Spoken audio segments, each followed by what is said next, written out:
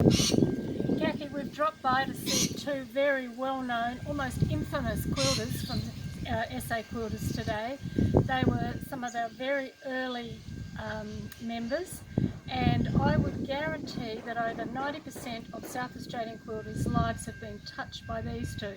And I'm wondering if this wonderfully gorgeous man next to me gives you a hint about who we're going to see, because he's been an integral part of their journey. Let's go in and have a chat with them.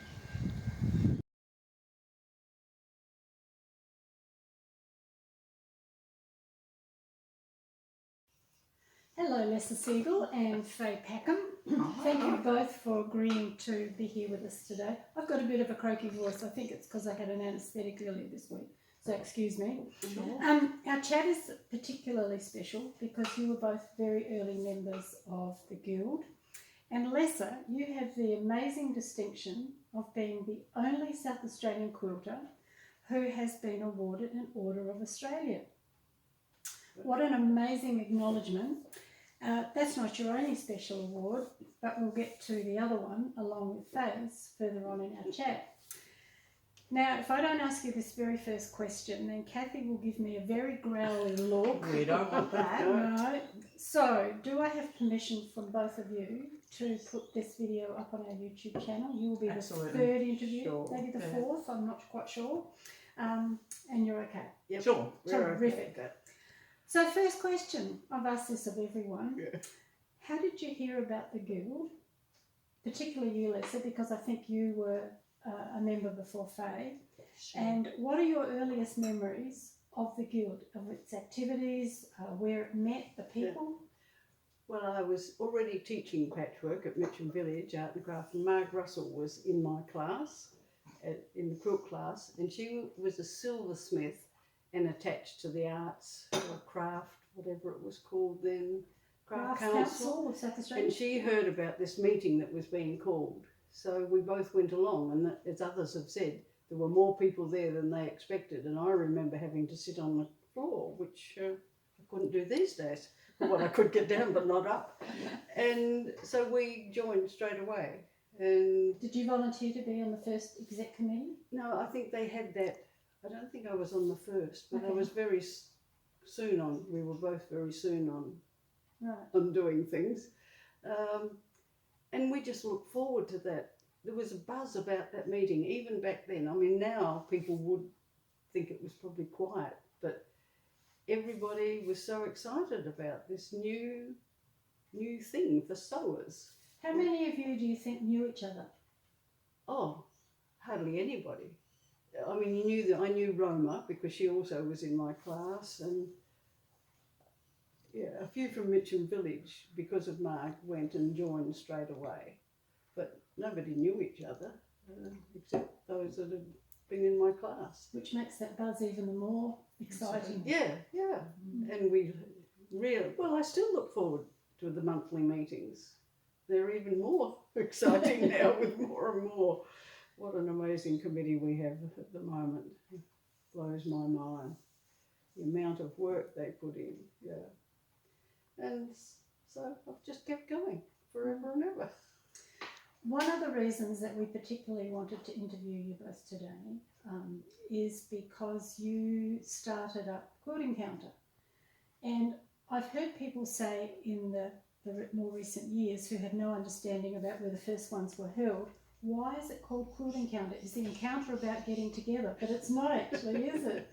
So what can you tell us about starting up Quilting Counter? What's its early history? I remember that Lessa selected her first committee and I was on it, so I felt very privileged to be part of Lessa's group. Because what year did we start? 93? 92. 92. Oh, well, I'd only started quilting with Lessa in 1991. The day my children started school, I went to Lessa's class at, where were you then? Mitcham Village. Mitcham Village, yes. Yeah. And so, 12 months later, on this exclusive committee. I looked up to see who was on it. It was Noeline Williamson, Roma, Marg Russell, Julie Lozacek. No, she was later. Oh, was she? Yeah. Valda Pedder. Now, so they were people I knew and I had watched. I look out for skills, not personalities. And but the Guild were a bit hesitant about this venture that Lessa had recommended, so they sent a representative from the executive committee. That was Valda Pedder. Okay. That was the best worker for sure. 20 years, and she stayed forever. Yeah, I don't think she loved it. She loved the friendship we had on that group, though, and making all those bags was something she felt she could do, and which none of the rest of us probably wanted to do that, really. No, she was wonderful. And I only started it because I went in, I think I told you, in 1989 I was asked to teach at Armidale, the second Armidale, which was a living thing, and I really liked it. And then I visited my sister and I went to Quilting by the Sound up near Seattle. Explain where your sister lives. Oh, she lives in America, so she's also a quilter, and so she'd heard about this Quilting by the Sound, so off we went. I think about it now, I went 2 weeks before Roger and the little kids, so he had to get a new passport with the kids on his passport and not mine, and I went 2 weeks early and went to this Quilting by the Sound, and it was such fun. And airfares between Adelaide and the East Coast were very much more expensive relative to people then. It was $4.95 to bring a teacher from Sydney to Adelaide. And I thought, well, why don't we bring the teachers instead of 15 of us having to go? And so I gathered these poor people. And how did what happened? Quilt Encounter, how did that come to be? Oh, well, we called it Quilt Encounter because it was Encounter Encounter Bay. Yeah, in the Red Cross? The Red Cross, no drinking, that's right. Campsite, double bunks. Everyone came up and said they couldn't climb up on the double bunk. And then the next morning everyone came and said the person below snored. I'd have to put my hand up when I shared a room with a snorer. It was terrible. Yeah, everybody. Yes. But it was great. That was just a 2-day event then. Yes, it was the two, but it filled the first year. So the next year we expanded it straight away, and we had a weekend and what we thought was midweek for the non-workers and a spare day in between. I remember that, yes. And then we only did that a couple of years, and by the time we moved to Roseworthy 3 years later, it was kind of a 5-day camp, and we started by just having a mystery on that. Oh, that's right. The day in between, so people could stay over or come a bit early. And the mysteries have been going ever since. The first mystery, I've got photos of the Roseworthy one, and Claire Pope was taking bookings then, and she'd bring up, she said, I've got 15. Oh, I've got 30. Oh, we'll put 2 teachers. We ended up with 4 teachers in the room, and they're dressed as nuns. I've got some photos of them there. And some of the students who have to stay over, to look after the animals in holiday time, if they're here, we're out of here. But the next thing, we blew the fuse. That's right, yes, because we were right in this building down the back of an old building. An old building, yes. But too many irons. Yeah. That's when we learned sewing machines take none, but irons. Not only did we blow the fuse for that, but the whole campus. But that was our first year, and we went back for about 10 years after. So that's right. It was great. There's always something every year to learn. And after Roseworthy, where did you move to? Emmanuel College, and that was wonderful. A bit closer to town, nice accommodation. But then COVID came, and that couldn't go on there. Yeah, and so we've had lots of teachers, and because I was moving around teaching, Faye was moving around. We heard of different teachers from different places, which we may not have, or I didn't listen to the teachers so much as listen to their students to see how they like their class. And that's how we got to know of different teachers. In fact, one just rang up yesterday, Pam Furness from New South Wales. Oh, how lovely! I remember Pam. She wanted to catch up, and she's still teaching, so that's lovely. Yeah, it is. Many happy memories. Made lots of wonderful friends. Yeah, haven't we? So when I've travelled with the caravan and that, if I know somebody lives at a certain place, I'll look them up and go and have a chat. Yeah, because that's been a key issue with quilting counter. It's not just been South Australian quilters. No, that's is it? right. We Exactly. have a strong interstate contingent. Well, because we were moving around teaching, I'd tell them about, in Adelaide, we've got this quilt camp, because they stopped having them in other places. Now they've all stopped having them practically. I mean, I taught 22 years at the Hawkesbury quilting, which was one of the first that started in 91. And then we started 92, and Phillip Island had one. But luckily for us, Quilting Counter group is still carrying on. You mentioned earlier about dressed as nuns. That was one of the things you were famous for, wasn't it? Theming. So what were some of the other highlights? Another one I remember is Claire and I taught, and I can't remember the class, of course, but we had those T-shirts that I think Helen give us those T-shirts when it looked like we had bikinis on? Yes. And from the front and the back, it looked like you were wearing bikinis.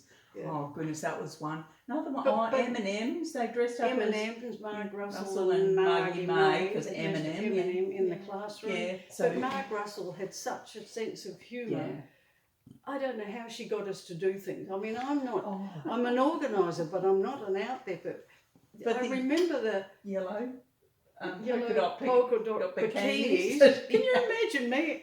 Oh, I mean, we did have tights underneath. But running around the stage. Yeah. And then the year of the Olympics, was it? Oh yes, she had you running. Oh, she had me in some running shorts, but they were old-fashioned knitted ones, you know, and a singlet with big boobs, you know, and running across. I tell you, I ran across that stage so fast. But she just had that one, of course, always on the mic. She had that one, the wit. and she'd come up with these things, and we'd all get dressed up. How we do it? Yeah, it was a great time. Great committee to be a part of. Everybody got along so well, didn't they? Yeah. I was just reading some, like Nolene Williamson's comments and some things that I haven't read since I got that award. Yes. That the Guild gave me a different award for the Well, OA. let's talk about the OA, because you did go to an official ceremony and get one, but I have a feeling that there was another ceremony that was far more pleasurable. It was extremely pleasurable. Tell us about it. The Quilters Guild gave me an OAM, and I've got the whole screen there. You should read what Margaret wrote, what OAM means. That's something for eye patch, I think, Kathy. And she and, what's her name? Beth Roberts. So Mark was presenting the award, and Beth Roberts was the governor, and she was all dressed up in her recent outfit for her daughter's wedding, except she was wearing sneakers. And she had written on the back something, and she turned around and she said, because Marjorie Jackson was the governor then, so that's why she was. And she turned around, she had something written on the back, and she said, "Oh, they told me quilters always have to have something written on the back." And you know, Margaret read out why I got this award. Well, it was a very different award, and I have to say, I remember more about that than I do about the Government House. Except all I remember at Government House, I was very much in the minority, men to women. In fact, I didn't get any of the afternoon tea because the press were interviewing me, I think because I was different. But my boys and Roger enjoyed the afternoon tea very much. Which is great. Yeah, so that was fun. And that was just, it was using quilting as a way of raising money for things. And we've kept on doing that. It's just, yeah. I mean, I used to have a quilt show, hang quilts, and my students would all loan the quilts, and we'd hang them in the garden. First up in Stirling in a friend's house. Then when she moved, it was round our house and garden. And people loved it. And that was fundraising for your mum's. Well, the first thing was fundraising for my mum when she was in Resthaven, and Faye would have a stall for Laura, and she was then at Panorama. Pasadena. And somebody else would have a stall for some other charity. And then we went on doing that. Well, this is probably a timely intervention, if you like, to have Faye tell us about Bedford, because that's probably your biggest achievement ever. Absolutely. well, I won't tell your story, you tell your story, but how you got involved, why you got involved, and what Well, you've of course, I've got involved because of Lessa. Lessa's such a wonderful organiser, as she said. And as Lauren was at Bedford, as we know, Lauren's been there for, just got a 20-year award last year. And we'd been fundraising, and then Lessa said, I have an idea. It was in February of 2008. I've got an idea, and we all go, oh no, what now? Why don't we fundraise for Bedford? Well, that's, a great idea, because they're always looking for, the extra money for things. So we had started with a kit. We all had fabric we wanted to get rid of, and we got, of course, given so much.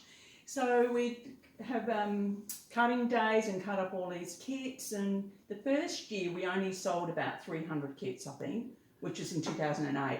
But that's a lot of work, as you know, cutting it, one kit, and Lessa is just a machine at cutting kits. Not my favourite job, that's for sure. Lessa's so wonderful, but she's so encouraging too. So then so we decided we'd do it every 2 years, and so in 2010 we sold 600 kits. First year we only had 2 workshops the first year.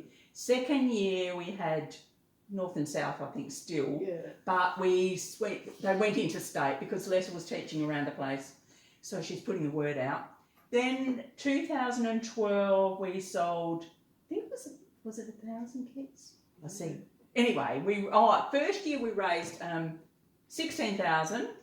2010 we raised 39,000. I'm looking at Lessa, and then in 2012 we raised 75,000, and it was just getting. By then too, we were actually going a bit further afield to country groups, so they had the opportunity as well to be part of the fun day, because we always had prizes. We had so can much you explain for people who may not be familiar with your Bedford days? Can you explain a bit about what they were like?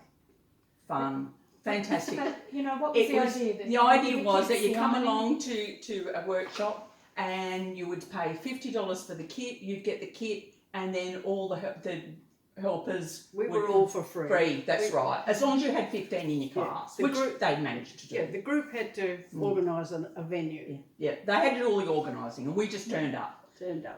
And I'm not sure I'll just go on. 2014, we decided we wanted to make $100,000, and we got $103,000.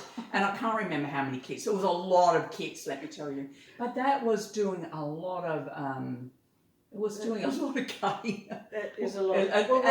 Roger worked out we cut 17 kilometres of fabric or something. Wow! In 1 year. I think it was over the course. I don't know. I couldn't picture it. But that's right. It comes in and goes out. But we went to so many lovely groups, and one in particular I remember. We got invited to Borough Quilters, and I know Lessa was with me, and Vicky Murphy, and I'm not sure, maybe Helen Swartman came. Anyway, so they were going before COVID times, of course. So they were providing the morning tea and the lunch. So I think there was 22 people in the class. I think they all bought a morning tea and they all bought lunch. There was just so much food. We always said that was our best group. You're known for the food. Food in the country was. Yeah. So that was just amazing. I think even more so, and immediately after COVID, it was the country groups. That's right. That were so excited for us to come. And we loved it. Roger turned it into weekends away for him too, and he'd do something while we were teaching. Yeah, well, we went, last year we went up to, so 2014 we said that was going to be it. So after 350,000, no, we can get to 350,000 till 2022. But we decided, but then Lessa said, we've still got fabric. Good old Lessa. Let's just go to groups. Stored in her shed. Well, that's true. So we just continued on, but it wasn't a mystery anymore. No. You knew what kit you would get. We just had a variety of kits, so you knew what. Still $50, I think, which was really good value. Well, it's 3 metres of fabric, so it is good value, and it's already cut. So I think in those last few years, we probably taught nearly 60 different workshops since 2014 to 2022. So in the end, $350,000 raised for Bedford. So 2022 was the end of it. That's an incredible achievement. It's an amazing. But I couldn't have done it without all my helpers and lots of But other they people. love it. They do love it. I mean, that lovely Roma, who died last year, 94, she was still standing here ironing. Or coming to even coming to the workshop, standing there and ironing all day. She wouldn't sit down. Remember McGill? Well, somebody was telling Elaine to sit down on Saturday. Such thin. No, it's just wonderful. Absolutely. So we've had wonderful, So and friendships are just built. wonderful. Yeah. Yes. Now, you are both in the Australasian Quilt Conventions Hall of Fame. You've got tongue-tied there. AQC, let's stick with AQC. Yeah, AQC. For acknowledging your achievements in two different ways. Lessa, you were awarded the Raja Award in 2007 for services within the quilting community. And Faye, you were acknowledged in 2014 with the Look Dart, and that was in relation to the community support that you had done. Well, that's an incredible acknowledgement, because, you know, those awards only come once a year and you're on a fairly limited list of famous people. It is Australia-wide, Yeah. No. Oh, no, it's wonderful. I was very But it's well honoured. deserved. Well deserved. And to win it the year I won it was with Michelle, who won the Raja, my really dear friend Michelle Hill. So that was even more special. Yeah. And of course, Michelle knew all about me. And I knew all I knew she'd been nominated, but yes. And to think that I got to teach there this year. I know it was all set up, but it was just wonderful. I was just so surprised. So it was good. Well, I got the third one. It was Narelle Grieve was the first Raja, and Margaret Rolfe, the second Raja. When I won the Raja Award, I didn't know what it was about. And I thought it was something Indian, sounded Indian, and then I discovered the Raja quilt, and then that's why I went on to write a pattern for the Raja quilt. My naive didn't know what I don't think to say that, but have you got one of your Raja quilt handy? We might... No, it's hanging in a museum in Tasmania at the moment. Well, we'll find a photo of it and we'll put a photo just to remind people. Yes, so so the patterns is still available, and it's sold online. Yeah. And of course the Raja ship ended up in Hobart. That's why it's there, and that's why at the moment Hobart Museum are saying Canberra Museum should hand over the real Raja to. But it will be on display in Canberra this year if anybody wants to see it. It's on display now, I believe. Oh, is it? Well, anytime soon. Soon, yes, it's coming soon, and it will be for quite a few, but it's very rarely out, so it's a good opportunity to see it, the real thing. Because I think the last time it was out was in Brisbane. Yes, when had an exhibition there. In the 40 years that the Guild's been going, it's undergone a lot of changes. You know, those of us that were there in the early days will remember the smaller meetings in Gartrell and moving to Burnside, moving to Green Hill Road, then back to Burnside. No, that's right. But they're kind of simple changes. I think it's undergone a whole lot more changes than simply managerial. And I would like you to reflect back on the changes that you can recognise and just tell us what's kept you involved in the Guild, what activities that it promotes and does that gives you that kind of buzz. Faye? Friendship. I think that's been the biggest thing for me. I just love going to the meetings, and if I have to miss it because we're away or something, I love being away, but it's just I feel like I'm missing out. Because there's just so much that goes on there. You can be out at a quilting thing nearly every day of the week if you wanted to. Sit and sew has been fantastic. I've loved that. I think I've loved going there because I go there for me. It's you're not on, it's not like a Bedford day where you're, kind of in charge. It's just something I can do for me. I can go, be with my friends and just the most enjoyable day. And I mean, I don't go to many workshops, admittedly, but there's so many on offer that it's just come a long way, really, with them. And the committee is just so committed. It's just wonderful to see. and nothing is ever too much trouble. So No. And our guild is very active compared with the other states' guilds. We've just had a number of presidents like yourself who've kept it rolling and kept it involved. Well, we recognise the importance of the guild, as Faye said, and I was president when COVID came, and I can remember the first thing I said after reading that the Prime Minister had said, come home if you're not in Australia. I wasn't.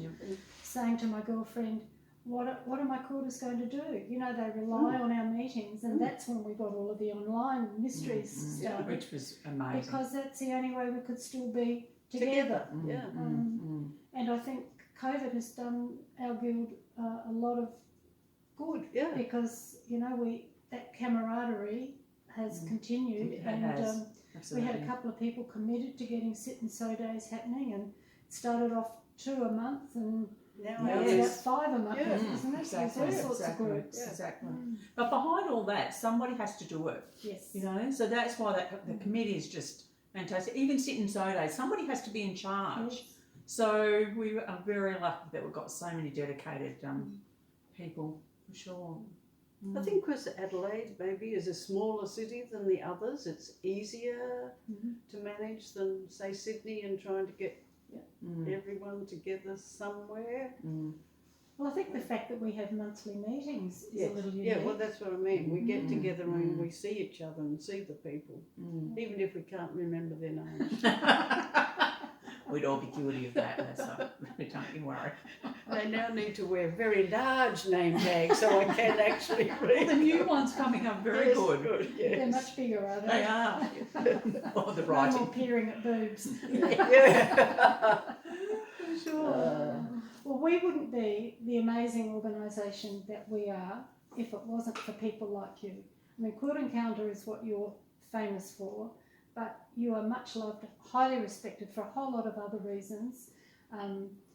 The Bedford work, your workshops, just your friendship, your personalities, and I would say that probably over 90% of South Australian quilters either know you or know of you. I'm not quite sure. I'm not sure if that's good or a They bad might thing. know us, I don't know if we know them. But That's the infamy bit. But for us, I mean, for me, who knew 40 years That's ago right. what journey this would Yes. take me on? for sure. Travelling all over Australia, teaching on cruise ships in Well, I Fiji, Exactly. and Yes. That's right. I mean, I can't, and then taking tours. You know, That's right. That was a fantastic thing for me with a sister in America, Yeah. a way for me to get to visit her. So I know, and I think quilting has great given tours. me more than I've given it. I It's think the a same lot of for me. quilters would say that. I mean, at school, I would never say a word in class. I was so quiet. I don't And believe you. that's what people say. Well, But Lessa gave me so much confidence and backed me all the way with anything I ever did, you know, with teaching and But I was the same. encouragement was just wonderful. So I wouldn't be where I am today without Lessa, for sure. Well, I think there's an awful lot of quilters whose lives you've touched and who would say the same. Same about Of you. Faye, yes.